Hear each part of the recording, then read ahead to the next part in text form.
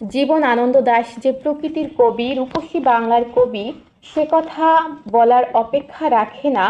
জীবন আনন্দ দাশের সাহিত্য পাঠ করলে মনে হয় প্রকৃতির প্রতি তার একটা দায় ছিল।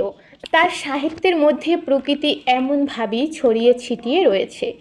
প্রেম, বিরহ, ইতিহাস, চেতনা সব কিছুতে তিনি প্রকৃতি নিয়ে এসেছেন। প্রকৃতির অনুষঙ্গের মাধ্যমেও মানব জীবনের সর্বাঙ্গীন বিষয় আদি কীভাবে ফুটিয়ে তোলা যায়, সেই ব্যাপারটি জীবনানন্দ দাশের কবিত্ব সত্তার মধ্যে অত্যন্ত সুচারুভাবে ফুটে উঠেছে এবং পাঠকের দৃষ্টিগোচর হয় কী পরিমাণ প্রকৃতির অনুষঙ্গ তার কবিতার মধ্যে, তার সাহিত্যকর্মের মধ্যে রয়েছে।